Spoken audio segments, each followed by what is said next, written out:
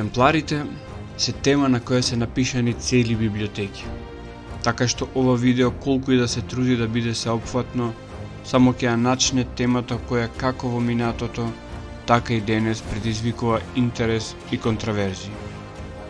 Овој приказ е како јас ги имам филтрирано податоците од сите оние книги кои ги имам прочитано, а кои ја опфаќаат или целосно се посветени на темата. Затоа веројатно во ова гледиште ќе биде забележлив и мојот личен печат. Крстоносните војни се историски настани за кои денес не можеме да го донесеме конечниот заклучок. Дали беа направени заради враќање на светата земја во христијански раце?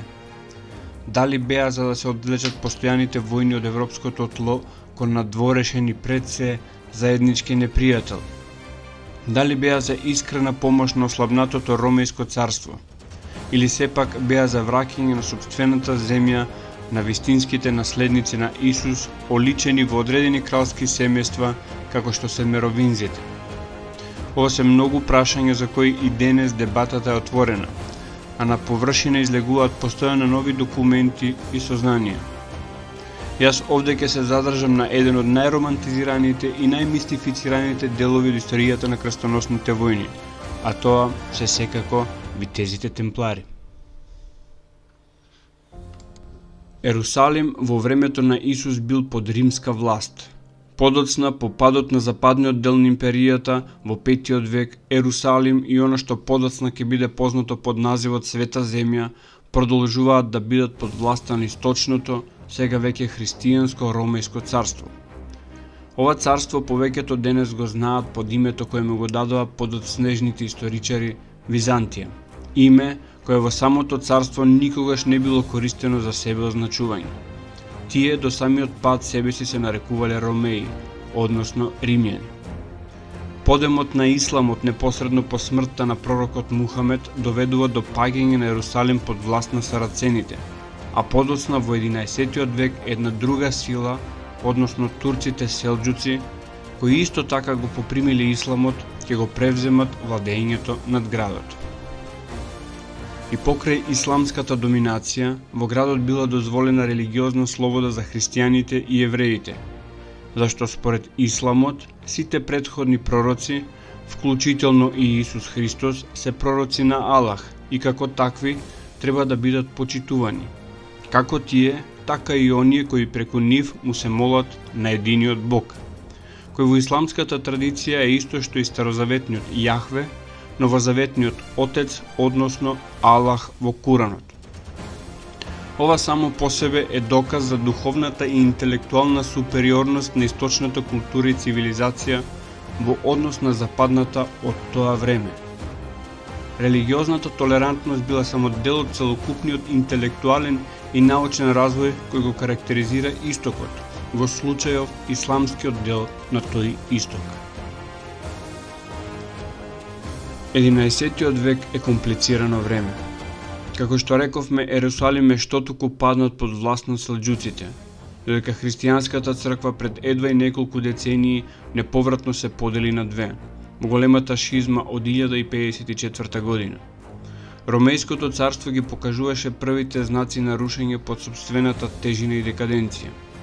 И покрај тоа што благородничката и свештеничката елита е светлосни години пред своите западни соперници, се чини дека целокупниот систем е застанат во времето и во состојба на самодоволност. Од друга страна, Западот бележи години на економски развој. И покрај тоа што ретките писмени се монасите и високиот клер, сепак Западот се иновира, како во начините на организирање на општеството и економијата, така и во техниките на војување. Всушност, западното благородништво во тој период е обседнато со новата форма на војување, односно витештвото. Витез е коњаник со тежок оклоп, а и самиот коњ е голем и оклопен, појава која денес може да се спореди со тенк. И покрај сиот напредок и Западот кон крајот на 11 век е во лоша политичка состојба, исполнета со меѓусебни борби и конфликти меѓу локалните грофови и барони, при што единствениот морален и политички авторитет кој преостанувал била црквата, односно папството.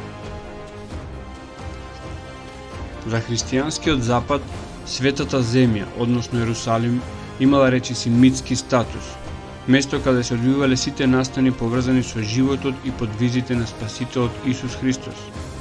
Аџии оделе на светите места и како што споменавме претходно, им било дозволувано слободно да го прават тоа од страна на властите во Ерусалим.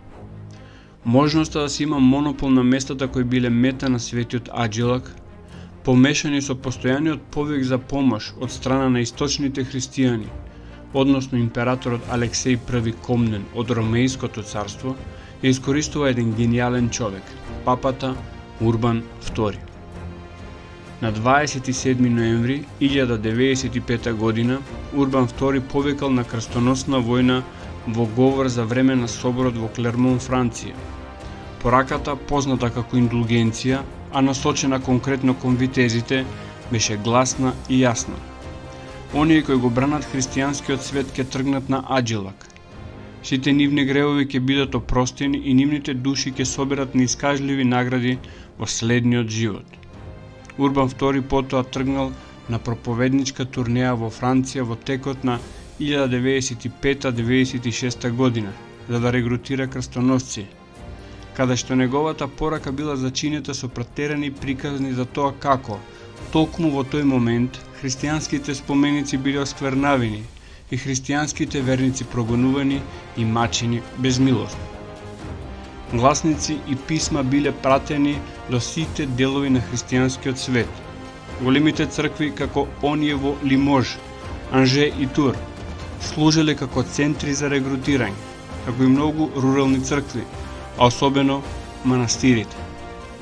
Повикот да се земе крстот, каде луѓето се заколнувале дека ќе станат крстоносци, а потоа носеле крст на рамо за да ја прогласат својата обврска, бил неверојатен успех. Воините низ Европа, поттикнати од поимите за верски занос, лично спасение, Аџилак, авантура и желба за материјално богатство, се собирале во текот на 1096 година, подготвени да тргнат за Ерусалим. За датум на поаѓање бил одреден 15 август истата година. Околу 60.000 крстоносци, вклучително и околу 6.000 витези, ќе бидат вклучени во првите бранови. Селџуците, кои ја превзедоа контролата над поголемиот дел од Мала Азија и Северна Сирија во последните децении на 11 век, имаа свои посебни проблеми, дури пред да пристигнат крстоносците. Во конфликт со нивните лути ривали, шиитските фатимиди, со седиште во Египет, сунитските селџуци муслимани го одзеле Ерусалим од нив. Меѓутоа, сериозен удар за амбициите на селџуците дошол со смртта на моќниот селџучки султан Малик Шах во 1092 година, што предизвикало борба за моќ од страна на разни локални господари, при што никој не добил превласт. Понатаму, базата на селџуците била во Багдад, далеку од битките што ќе се случат во текот на првата крстоносна војна, и затоа имало мала централизирана поддршка или управување со војната. Додадено на ова, шиитските муслимани успеа да ја вратат контролата врз Ерусалим од селџуците само неколку месеци пред да пристигнат крстоносците на местото на настанот. Двете групи муслимани најверојатно не биле целосно свесни за религиозната природа на потрагата на крстоносците и дека се разликуваат од вообичаените византиски рации. Сепак, благородните витези од Запад не биле заинтересирани да малтретираат непријатели и да грабаат подвижно богатство. Тие биле во Левантот за трајно освојување. Во декември 1098 година крстоносната војска тргнала кон Ерусалим, освојувајќи неколку сириски пристанишни градови на нивниот пат. Тие пристигнале конечно на нивната крајна дестинација на 7 јуни 1099 година. Од огромната војска што ја напуштила Европа, сега имало само околу 1300 витези и околу 12500 пешадија, за да го постигнат она што требаше да биде примарна цел на крстоносната војна. Заштитен со масивни ѕидови и комбинација од ров и провалии, Ерусалим ќе биде цврст воен орев. За среќа, голем број дженовијански бродови пристигнале во вистински момент со дрва, од кои биле направени 2 опсадни кули, катапулти и овен за рушење. И покрај ова оружје, бранителите се спротивставија на опсадата. Иако муслиманскиот гарнизон најверојатно не сакаше да излезе и да изврши напад врз опсадувачите, можеби задоволувајќи се да седат и да го чекаат ветеното засилување од Египет. Потоа, во средината на јули, Готфри од Бујон одлучува да го нападне оно што мислел дека изгледа како послаб дел на ѕидот. Поставувајќи ја својата опсадна кула под превезот на темнината и пополнувајќи дел од ровот, крстоносците успеале да стигнат до допирна оддалеченост од ѕидовите. Со водство на Готфри од предницата, напаѓачите ја скршиле одбраната и се нашле во градот на 15 јули 1099 година. Следувал масовен колеж на муслимани и евреи, иако бројките од 10.000 или дури 75.000 убиени се многу веројатно претерани. Современ муслимански извор Ибн ал-Араби ја наведува бројката на 3.000 од веројатно 30.000 жители на градот. За еден месец голема египетска војска пристигнала да го врати градот, но тие биле поразени кај Аскалон. Ерусалим, барем засега, бил повторно во рацете на христијаните. Готфри од Бујон, херојот на опсадата, бил поставен за крал на Ерусалим. Иако тој оваа титула никогаш нема да ја прифати и себе си скромно ќе се нарекува бранител на Христовиот гроб. Во Италија, папата Урбан II умира на 29 јули 1099 година без да дознае за успехот на неговата крстоносна војна. За некои историчари, Аскалон го означува крајот на првата крстоносна војна. Редот на сиромашните витези од Соломоновиот храм, попознат како ред на храмот или како витези темплари, го основал францускиот благородник Иг де Паен околу 1119 година во Ерусалим. Основањето на овој ред се одвива на фонот на првата крстоносна војна и јавно обзнанетата цел за формирањето на редот е потребата од заштита на мноштвото аџии кои почнале масовно да доаѓаат од Европа по освојувањето на Ерусалим од страна на крстоносците. По одобрувањето за основањето од страна на кралот Болдвин II, витезите темплари пред патриархот на Ерусалим се заветиле на сиромаштво, непорочност и покорност. Нивна цел била заштита на аџиите во светата земја и нивниот логор бил во дел од кралската палата, која од своја страна се наоѓала на местото на џамијата Ал-Акса, место кое било изградено на темелите на Соломоновиот храм во Ерусалим.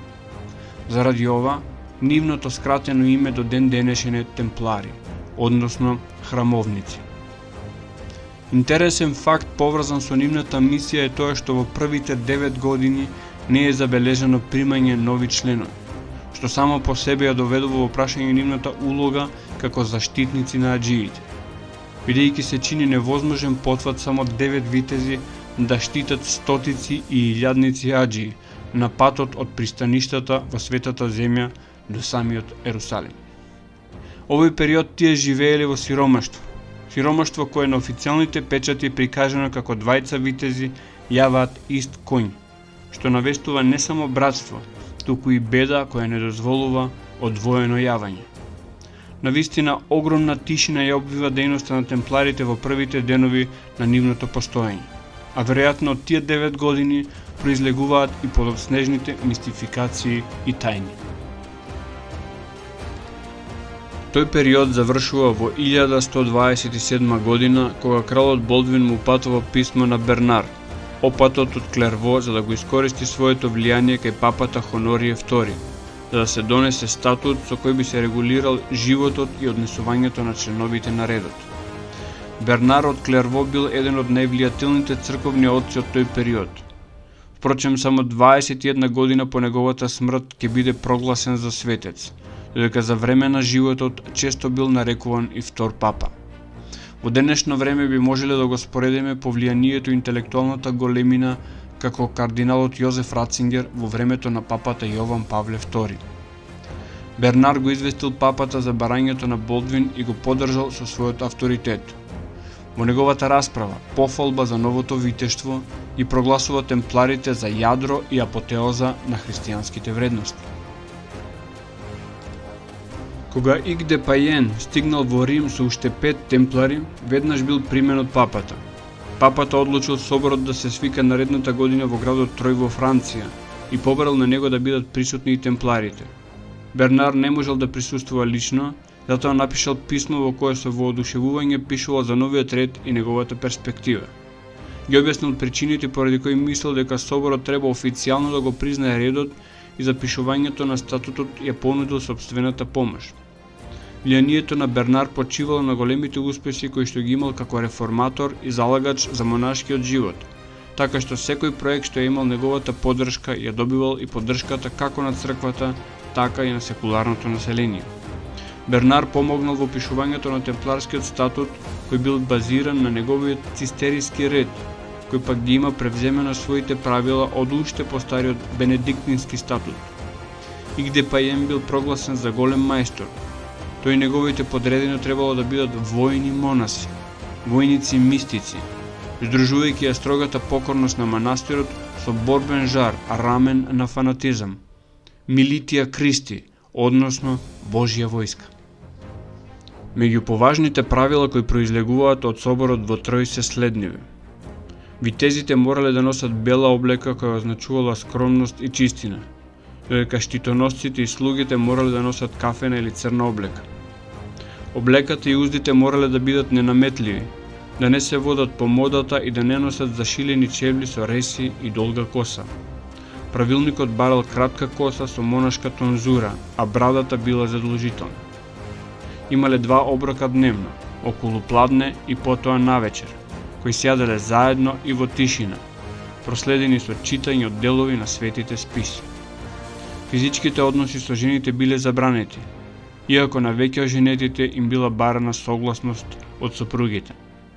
Хомосексуалноста, за која ќе бидат обвинети подоцна, била сметана за злосторство еднаква на убиство на брат христијанин. Климатските услови во светата земја допринеле за одредени промени во уредбите, како што е дозволата во лето да се носат ленени кошули наместо вообичаените волнени што се носеле на запад. Уредбите со текот на времето се надополнувале и од почетните 73 клаузули се дошло до 686 клаузули во завршниот период за редот. Новитетот поврзан со темпларите е што тие освен монаси се и витези, односно војници. Бидејќи монашките правила биле строги и убивањето кое во суштината на војничката служба било сметано како недозволен греф. За да се направи оваа синтеза монах-витез, повторно на помош доаѓа Бернар, тврдејќи дека должност на витезот е да убива за Христос. И правејќи го тоа, тој ќе го ослободи светот од злото, а не од злосторниците. Тој расправал за тоа дека постои разлика меѓу убиството што е греф и убиството на злосторници што не е греф. Не само што било можно да се придобие Христос умирајќи за него, туку според Бернар, исто така било можно да се постигне спасение и убивајќи за него. По враќањето во светата земја редот почнува да се шири и истовремено да го зголемува своето богатство и моќ. Тоа не е благодарение на нешто мистично или необјаснливо, туку благодарение пред се на папските були со кои темпларите се ослободуваат од секаква одговорност, освен онаа кон папата. Ослободени се од плаќање данок и им е дадена апсолутна автономија околу внатрешното устројство на редот, пред се изборот на голем мајстор. На ова се надоврзуваат и бројните донации пред се во форма на земја и имот од европските благородници, што довело до никнување на бројни темпларски имоти, цркви и замоци ширум Европа. Во известна смисла темпларите беа архетипски крстоносци, јуришни коњаници на светата земја кои со илјадници други јуначки се борија и гинеа за Христос. Многу писатели, дури денешни, на нив гледаат како на многу таинствена организација, како суштински таинствен ред, посветен на мрачни интриги, подмолни махинации, таинствени заговори и цели. На крајот на кариерата долга 2 века, овие заштитници на Христос облечени во бело беа обвинети за негирање и за отфрлање на Христос, за газење и за плукање на крстот. Во романот Ајванхо на Валтер Скот, темпларите се опишани како горделиви и надуени грубјани, алчни и лицемерни тирани кои бессрамно ја злоупотребуваат својата моќ, итри манипуланти кои управуваат со луѓе и кралство. Во други дела од 19. век тие се опишани како зли сатанисти, обожаватели на ѓаволот, извршители на сите видови бесрамни, гнасни и еретички обреди. Има писатели, особено во традицијата на слободното дзидарство, кои темпларите ги сметаат за магиосници и мистици, за чувари на една тајна мудрост која го надминува и самото христијанство. Сите членови на редот морале да носат бела облека, наметки и туники кои набрзо се претвориле во упатливи бели одежди по кои темпларите станале познати.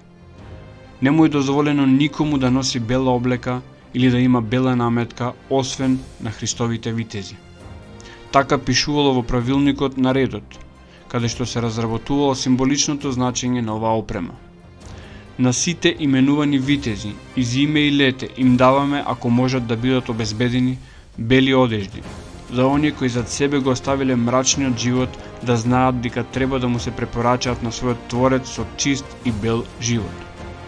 Како додаток на овие поединости, редот заснувал лабава управна хиерархија и апарат. Меѓутоа, однесувањето на бојното поле било строго надгледувано.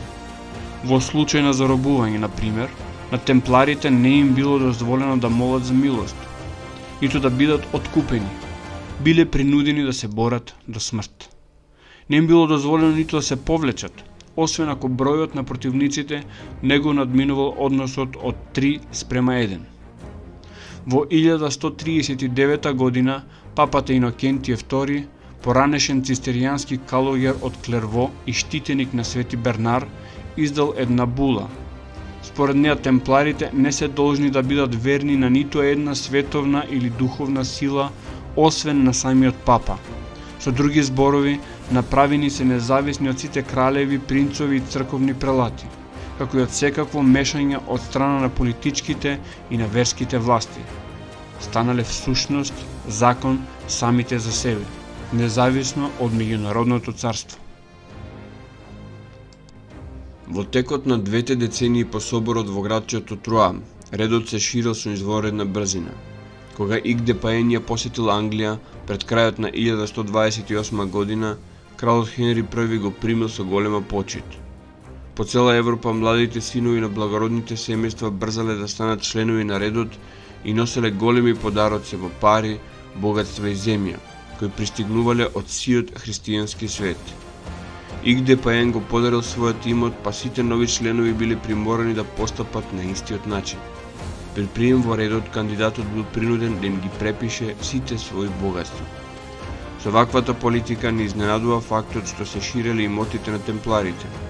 За само 12 месеци од соборот во Троа, редот имал големи имоти во Франција, Англија, Шкотска, Фландрија, Шпанија и Португалија.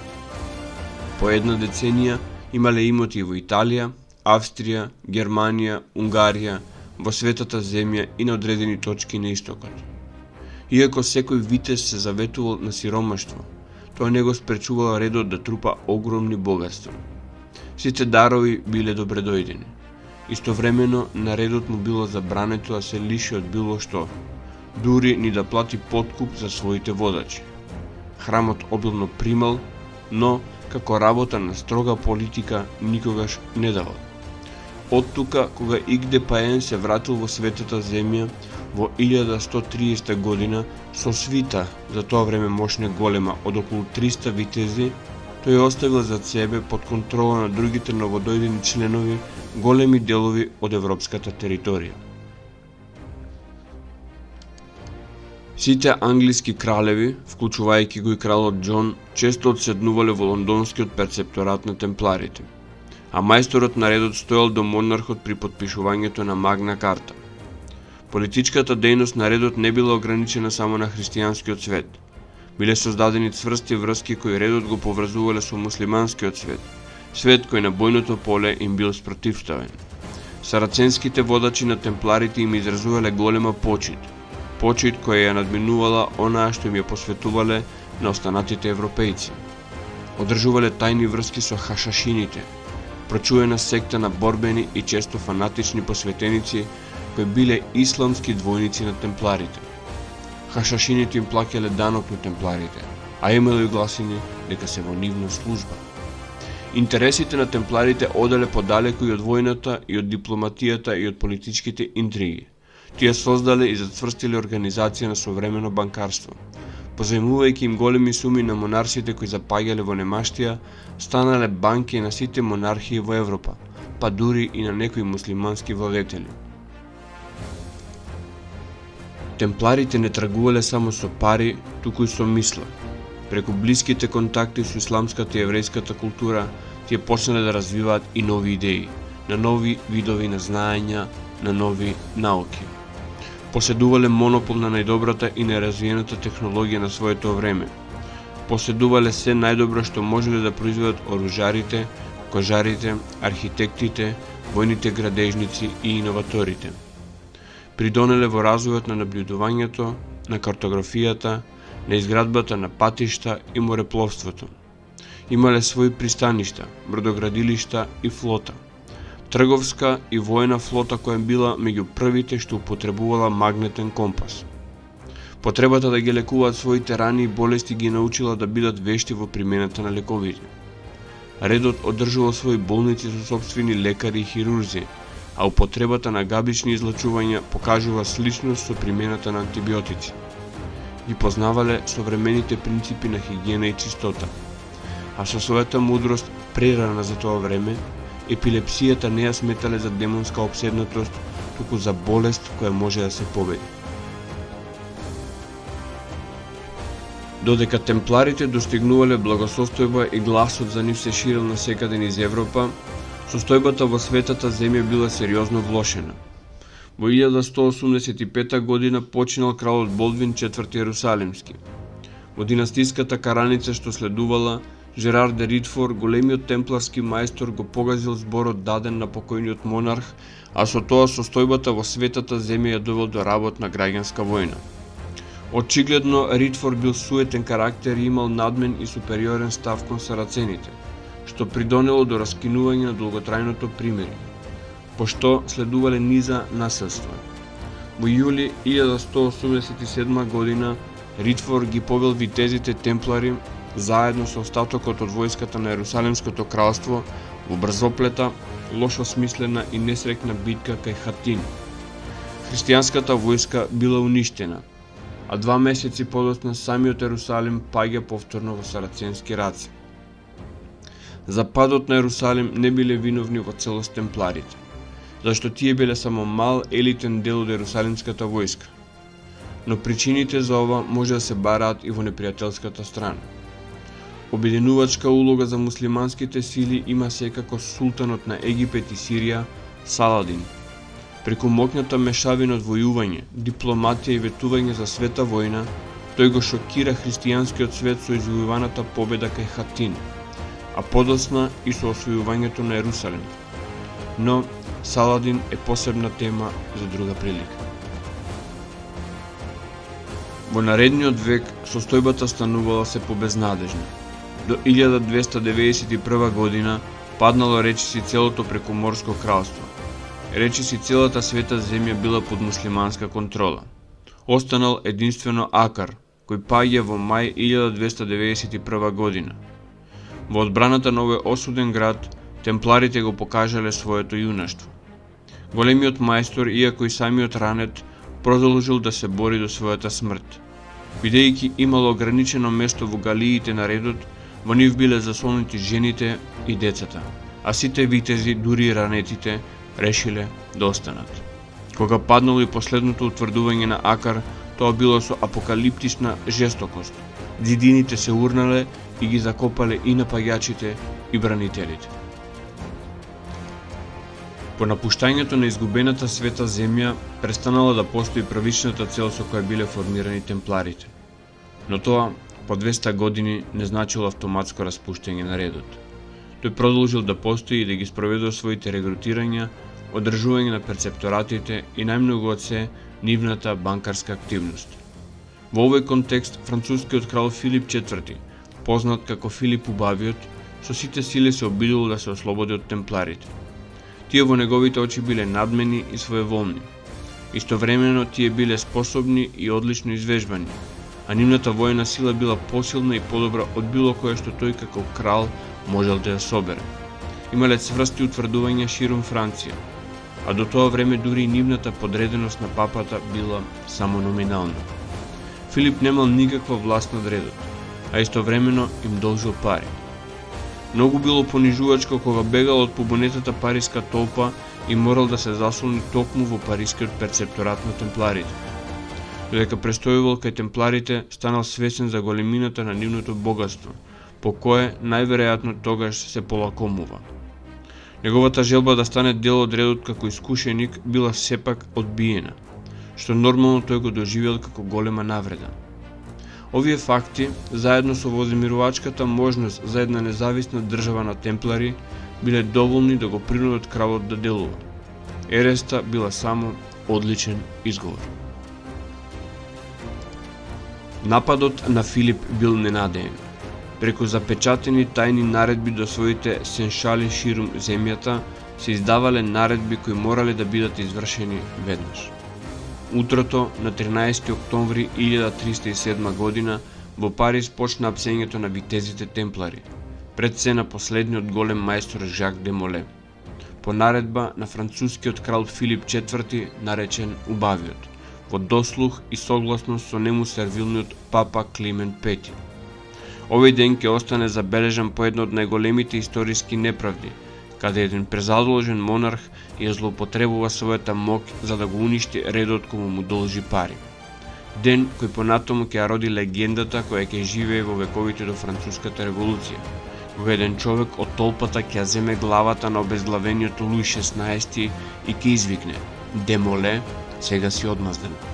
Случајот сакаше тој 13 октомври 1307 година да биде петок. Во оваа накратко раскажана двовековна историја на темпларите, внимателен набљудувач лесно ќе пронајде нелогичности. Овие нелогичности во најголем број се основа за мистериите поврзани со темпларите. Мистерии кои ден денешен немаат конечно објаснување и заклучок. Први нивното формирање, намената, нивното сместување во Ерусалим и врските меѓу луѓето кои го формираат редот се многу интригантни. Игде Паем бил истакнат член на групата наречена Милитија Кристи, но официјално бил упатен во светата земја за да се замонаши, а не да стане витез. Сепак и покрај својот скромен статус, заедно со своите први 9 браќа, добива едно крило од самата кралска палата, делот од Соломоновиот храм каде денес се наоѓа џамијата Ал-Акса. Прилично ексклузивно место за така скромен и нов ред. Исто така мисијата. Мислам дека е само резултат на подоцнежното митологизирање на редот каде првите историографи, некои 50 години по неговото основање, во дослух со самиот ред му ја прилепуваат благородната мисија за заштита на аџиите. Иако се знае дека бројот на 9 витези останал непроменет во почетниот период од 9 години. Исто така ниеден хроничар современик од тоа време не ги спомнува ниту како заштитници, ниту во било кој друг контекст во тие 9 години. За темпларите, уште во нивно време се велело дека се вештери волшебници, таинствени магиосници и алхимичари. Многу современици ги избегнувале, верувајќи дека се во сојуз со нечисти сили. Уште во 1208 година, на почетокот на Албигенската крстоносна војна, папата Инокентије III ги опоменал темпларите за нехристијанско однесување, отворено споменувајќи ја некромантијата, односно повикување на покојните. До 1789 година легендите околу темпларите достигнале митски размери. Се сметало дека витезите темплари се окултни експерти, просветлени алхемичари, волшебници и мудреци, мајстори ѕидари и високи посветеници, вистински надлуѓе надарени со застрашувачки арсенал на таинствени можности и знаења. Ги сметале и за јунаци и за маченици, загласници на антиклерикалниот дух на тоа време, а многу француски слободни ѕидари, ковајќи заговор против Луи XVI, чувствувале дека помагаат во извршувањето на смртната клетва на Жак де Моле над француската лоза.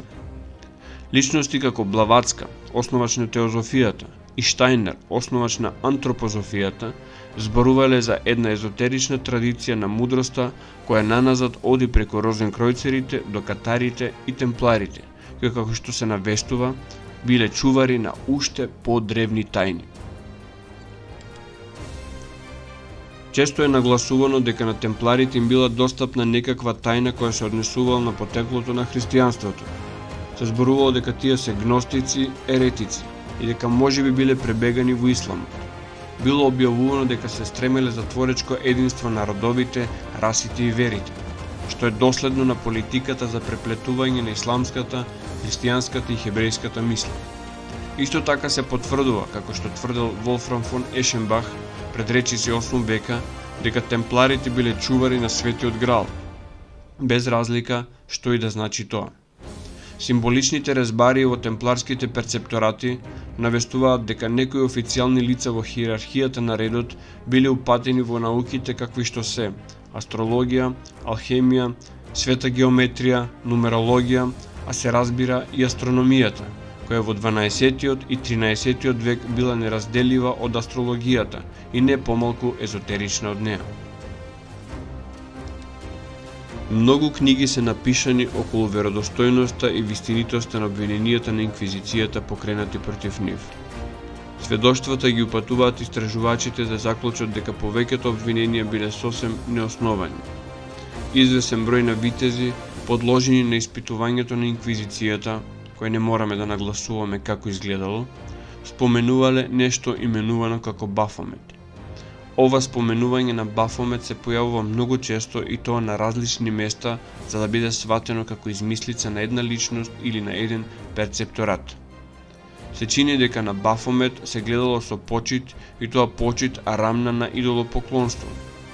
Во некој случај, ова име се поврзува со демонските кипови слични на гарголите, кои се најдени во разни перцепторати. Во други прилики се чини дека Бафомет е поврзуван со појавата на брадестата глава.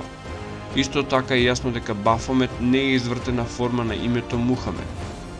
Од друга страна, тоа би можело да биде извртена форма на арапскиот збор Абуфихамед, кој на маварски шпански се изговара како Бафихамед. Тој збор значи татко на разбирањето или татко на мудроста, а татко на арапски се употребува да означи извор. Ако ова навистина е потеклото на Бафомет, името значи се однесувало веројатно на некој надприроден или божествен принцип. А ако Бафомет не бил ни Бог, ни Аллах, тогаш кој бил или што бил? Во секој случај, несомнено е постоењето на тајни церемонии во кои била вклучена некаква глава, која се провлекува како главна тема низ записниците на инквизицијата. Ова значење можеби има врска со алхемијата, во чијшто процес постои фаза која се вика капут мортум или мртва глава, нигредо или зацрнување, за кое се говори дека се јавувало пред таложењето на каменот на мудрост. Според други извештаи, тоа била главата на Игдепаен, а љубопитен е фактот дека гробот на Игдепаен се состоел од 3 црни глави на златно поле. Без разлика на тоа какво значење може да му се припишува на култот на главата, инквизицијата очигледно верувала дека тој е важен. На списокот на обвиненија составен на 12 август 1308 година се чита: во секоја покрајне имале идоли, односно глави, дека ги обожувале тие идоли, зборувале дека главата може да ги спаси, дека можела да создаде богатство, дека правела дрвјата да цветаат, дека правела земјата да рти, дека ја обвиткувале или ја допирале секоја глава на веќе споменатите идоли со мали гајтани што ги носеле на себе преку кошулите или телото. Споменатиот гајтан потсетува на катарите за кои исто така се смета дека носеле некој вид на свето јаже. Меѓутоа, оно што најмногу паѓа во очи на списокот е наводната моќ на главата да создава богатства, да прави дрвјата да цветаат и да носи плодност. Тие особини видно се поклопуваат со оние што му се припишуваат на Светиот Граал во романсите. Од сите обвиненија против темпларите, најсериозни биле оние за богохулење и ерес, за негирањето, газењето и плукањето на крстот. Не е сосема јасно што тој наводен обред требало да означува. Дали го отфрлале Христос или го отфрлале распетието? Ако е така, што величеле наместо тоа? Ова се прашања кои денес бараат одговор. Во некои извештаи околу примањето во редот, еден витез кажува како му се објаснува дека треба да верува само во Бог и дека спасението не може да дојде преку распнатиот човек Исус, туку само преку единиот Бог. Обидувајќи се да ја синтетизирам историјата на темпларите, свесен сум дека создадов материјал за еден мал документарен филм. Темпларите денес ни се враќаат на сцена преку модерните филмови, преку пречестите документарци и преку здруженијата кои за себе велат дека се продолжени на темпларската традиција. Се додека се создава фикција на темата темплари, се е дозволено, зашто на крајот на денот знаеме дека тоа е слободна интерпретација на авторот. Јас сум убеден дека темпларите во својата уникатност навистина престануваат да постојат на почетокот на 14 век, што не мора нужно да значи дека нивното наследство, нивните учења, доктрини и влијание не преживеале до денес, но тоа се сепак одвоени и различни форми од оригиналниот ред. Фактот дека овој хибриден ред на војници и монаси бил тесно врзан со светата земја, каде можеле лесно да дојдат во допир со во тоа време напредната исламска култура, со одредени еврејски и гностички учења, укажува дека со време попримиле добар дел од тие учења, кои биле супериорни во се во однос на тогашното католичко христијанство. Навиките стекнати таму исто така биле векови понапред од она што во Европа ќе почне да се развива во вековите потоа. А односот кон богатството ги прави уникатни, зашто нивниот статус на монаси заветени на сиромаштво ги прави, да, сиромашни како поединци, но супер богати како заедница. Останува пред се легендата за овие 2 века во кои по земјата одеа и делуваа витезите монаси наречени темплари. Колку што е мистериозен нивниот крај, уште помистериозен е нивниот почеток, каде по долго истражување сватив дека Игде Паен бил близок роднина и со грофот од Шампајн, кој подоцна ќе му се заколне на верност, иако е негов вазален господар. А со нив двајцата исто така бил во блиски роднински врски идеологот на редот Бернар од Клерво. Очигледно е дека тие открија некоја тајна во светата земја, или пак само повторно дојдоа во нејзин посет, непосредно по првата крстоносна војна, и тоа ги направи и богати, и славни, и моќни. Кога размислувам за нивната моќ, се замислувам спојот НАТО во војна смисла, Светска банка во монетарна смисла и во религиозна смисла еден универзален авторитет еднаков на папата од средниот век. Сето тоа во едно. Нивните учења и традиција продолжуваат во редицата организации и пред се во делото на луѓе во кои ете скромно се вбројувам и јас.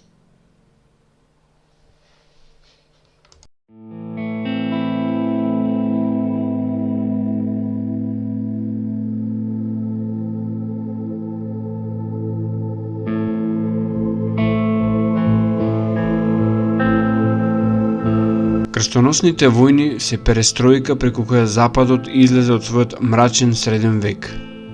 Доследно на традициите наследени од Рим, Западот го познаваше само законот на силата, односно сопствениот подем знаеше да го базира само на туѓата пропаст.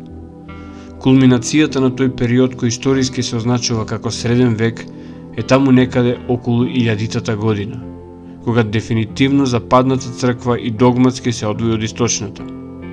А самото општество вриеше од разни принцови, грофови и барони кои водеа непрекинати конфликти за превласт. Сиот тој регион кој ние колоквијално го нарекуваме Запад, беше расцепкан и подвоен до невидени размери во политичка смисла, додека католичката црква и папството имаат транснационална и централизирана моќ, особено моќта за кронисување монарси. Во контекст на ово би сакал да го споменам и интересниот факт дека и цар Самуил е крунисан со одобрување на папата Григорий V кон крајот на 10 век. Во вакви услови, како што споменав и во првото видео, папата Урбан II повикува на света војна, која во историјата ќе биде позната како прва крстоносна војна. Крстоносните војни, сите до една, се едно огромно, непотребно крвопролевање. А условно земено, благородната цел за ослободување на Христовиот гроб е само лош изговор за да се прикрие вистинската намера на крстоносната војна, а тоа е плячкосување кое се карактеризира со жестокост и безмилосност. Не треба да се идеализира овој период. Во него имало и честни и добри луѓе, но исто така имало и лоши и злонамерни луѓе. Особено ова е нагласено заради законите во кои само најстарите синови го наследувале имотот и се поврзано со него. Така што Европа била преполна со безделни мажи, лишени од наследство, кои биле обучени само во една работа, а тоа е уметноста на војување.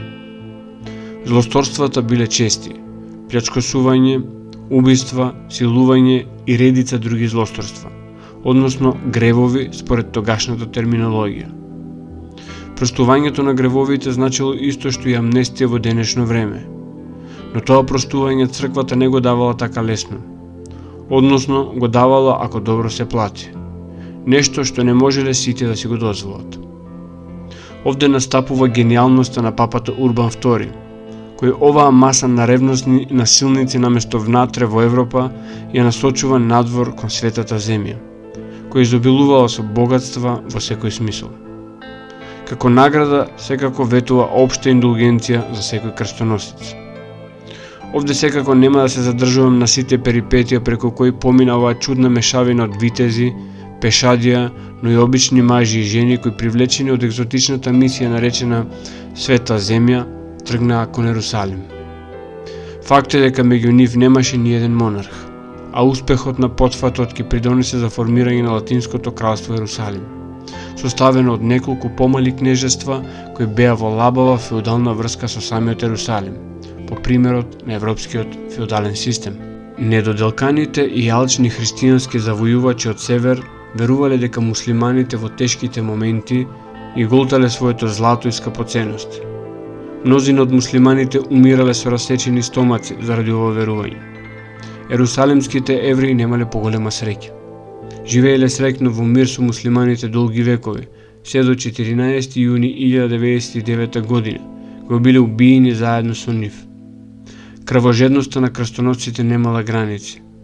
Еден од нив, Реймон де Агилер, толку се возбудил од гледката на опустошениот град полн со безглавени тела, што цитирал стих од Псалмот 117. Овој ден е што го создаде Господ за да се зарадуваме и развеселиме во него. Распаѓањето на постигнатото во првата крстоносна војна ќе доведе до наредните 3 крстоносни војни, кои ќе бидат упорно продолжување на крвопролевањето заради задржувањето и појас земја наречен Света земја. Во нив ќе учествуваат и монарси како Филип II од Франција и Ричард Лавовско срце од Англија. Но и покрај ова, и огромните сили кои ќе дојдат со овие монарси, губењето на Светата земја било неизбежно. Освен огромната загуба во животи, овие војни ќе ги исцрпат и финансиски овие земји, додека единствени кои профитирале од тоа биле секако темпларите, преку нивните позајмици на кралевите за финансирањето на ова крвопролевање. Конечно, четвртата крстоносна војна го отсликува вистинскиот карактер на овие војни, каде примерна цел на освојување не бил Ерусалим, туку Константинопол, како поблиска, побогата и полесна за освојување цел. Четвртата крстоносна војна била поттикната од папата Инокентиј III да го врати Ерусалим од неговите тогашни муслимански господари. Меѓутоа, во бизарна комбинација на сплетки, финансиски ограничувања и венецијански трговски амбиции, целта на крајот беше Константинопол, главниот град на Ромејската империја и најголем христијански град во светот, ограбен на 12 април 1204 година од нашата ера. Константинопол беше лишен од богатствата, моштите и уметничките дела, а Ромејската империја била поделена меѓу Венеција и нејзините сојузници. Така, четвртата крстоносна војна ја стекна својата неславна репутација како најцинична и најпрофитабилна од сите крстоносни војни. Ова, по моје скромно мислење, беше каменот на круната со кој Западна Европа го започна своето издигање, кој ние денес го знаеме под името Ренесанса. Ренесансата е директен резултат на двовековното грабање од исток на богатства, знаења и тајни. Најбизарна војна која го носела називот крстоносна е сепак Албигенската крстоносна војна. Во оваа војна целта била да се задуши катарското верување, кое нормално за црквата било ерес. Катаризмот е исто учење како и богомилското учење кое е автохтоно кај нас на Балканот, односно во Македонија. И додека со катарите се пресметуваше католичката црква велејќи, убијте ги сите, Бог ќе ги препознае своите, со богомилите се пресметуваше доминантната христијанска црква на Балканот, односно православната. Темпларите, како што споменав и во претходното видео, беа воздржани кога станува збор за убивање на христијани, без оглед на тоа за какво христијанство се работи, вклучително и за гностичко христијанство како она катарското. Темпларите се секако производ на крстоносните војни, но истовремено внимателното проучување на достапната историја поврзана со нив укажува дека тие се своевидна аномалија во овој контекст. Кога ИГДПН се појавува во Ерусалим, веќе постојат редови како хоспиталците, кои се грижеле за болниците во светата земја, исто како и други монашки редови. Идејата за формирање на хибридна комбинација на монашко-витешки ред не била така едноставна. Без оглед на се, христијанството се уште сметало дека убивањето е смртен грев и за негово простување, освен покајување, требало и посебен покајнички обред, каде јавно се исповедале гревовите преку пост и молитва. Затоа не изненадува фактот дека Бернар од Клерво е близок роднина со ИГДПН и со грофот од Шампањ. Бернар бил идеологот и со својата мајсторска диалектика успеал да изнајде догматско оправдување за формирањето на овој воено-монашки ред. Зошто ја споменувам семејната поврзаност на овие неколкумина важни за почетоците на темпларскиот ред? Внимателното читање на Евангелијата, како канонските, а особено оние апокривно-гностичките, отвора сосем различен увид од оној кој ни го нуди црквата за животот на Исус Христос. Пример, во родословот на Исус со кој се започнува Евангелието по Матеј, јасно се гледа дека тој од кралската лоза на јудејските кралеви Давид и Соломон. Во самите канонски евангелија се споменуваат браќата на Исус по име, а сестрите негови се само споменати, без да бидат именувани. На ова се надоврзуваат гностичките евангелија кои јасно зборуваат за сопругата на Исус, нешто нормално за било кој еврејски рабин, каков што бил и Исус. Ова само по себе укажува на семејство кое значи само едно, а тоа е наследници. Наследници и тоа наследници на кралска лоза. Кристофер Најт и Роберт Ломас во своето истражување доаѓаат до интересни заклучоци, дека овие наследници преживеале до времето на крстоносните војни и дека всушност се самите основачи на темпларите.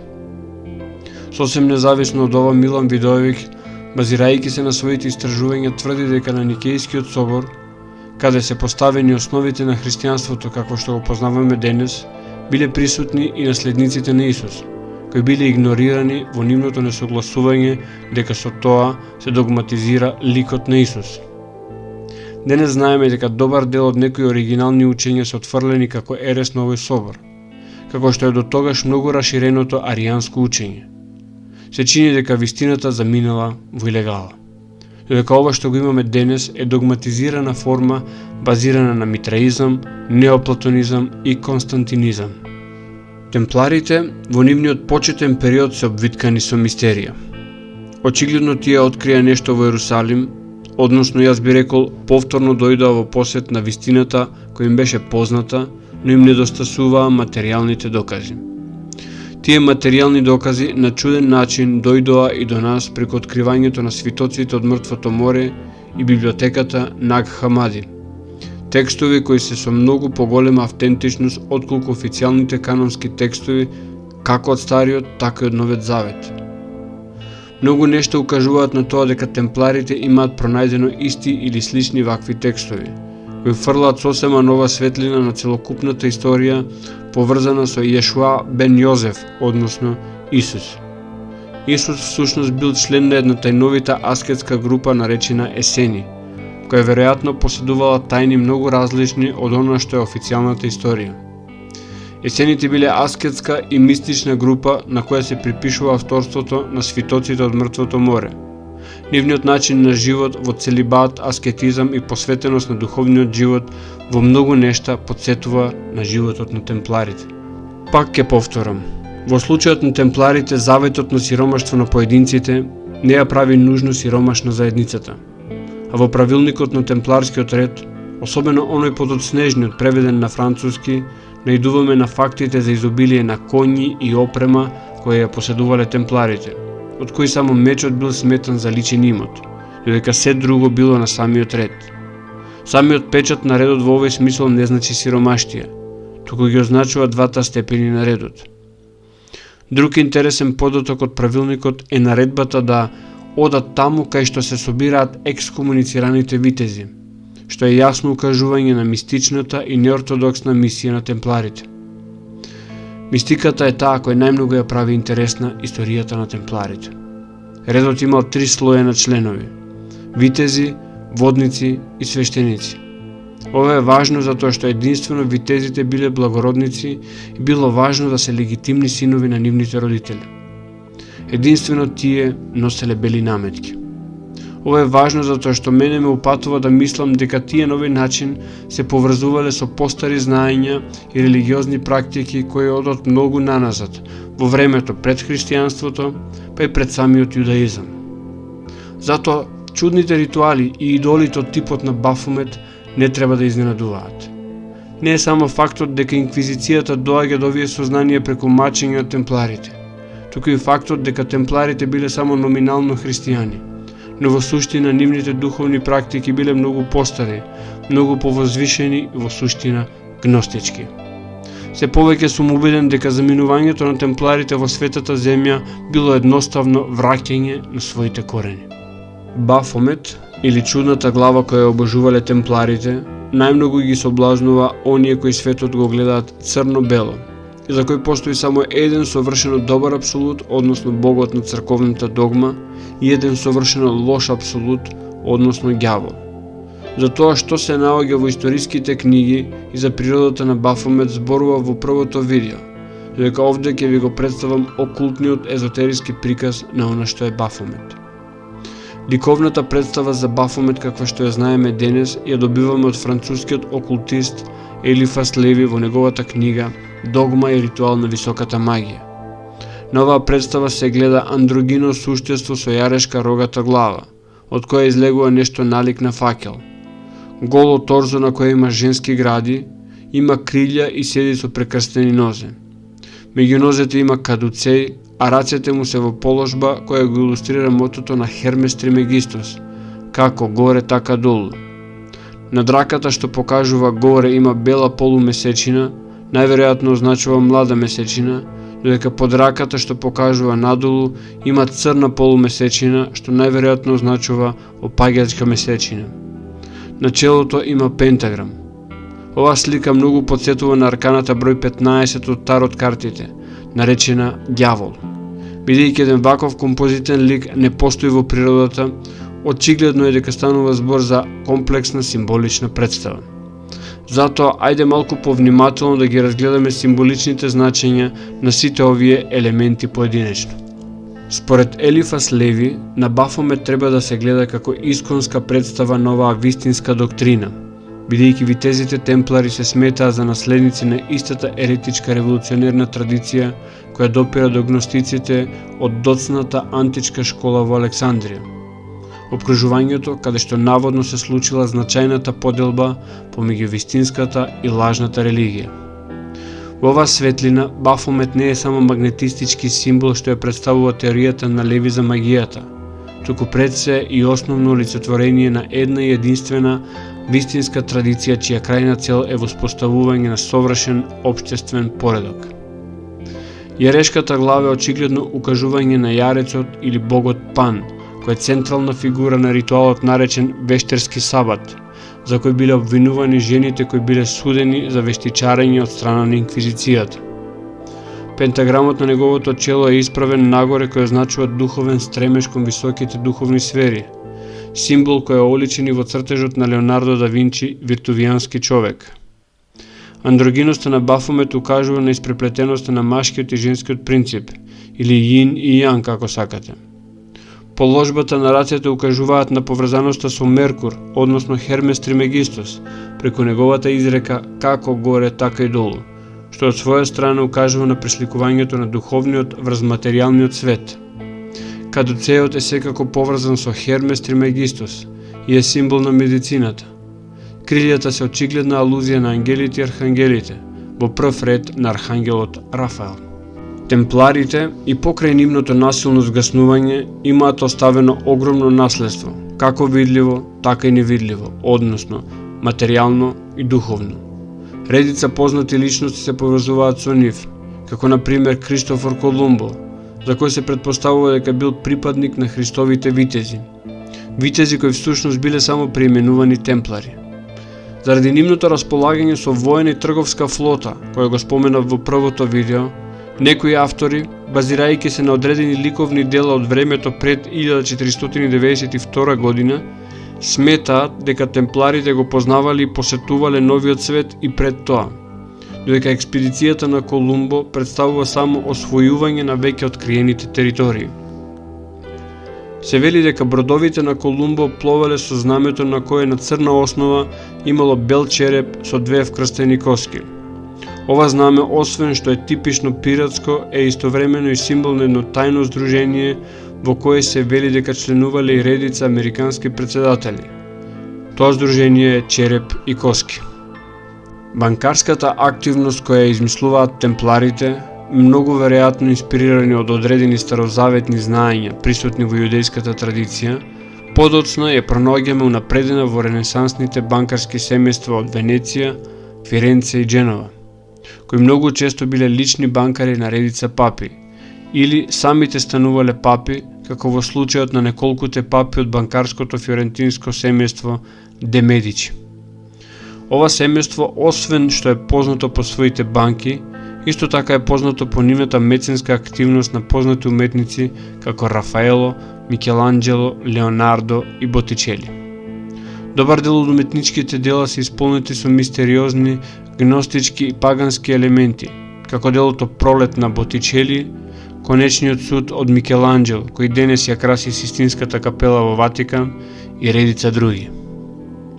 Истражувајќи за темпларите, особено за нивните тајни обреди, особено на нивното исчезнување во илегала, влегов во трагите на една друга заедница на луѓе, а тоа е масонеријата. Нивниот слободарски и антиклерикален дух е главната врска помеѓу нив и темпларите. Затоа, наредното истражување ќе биде за нив.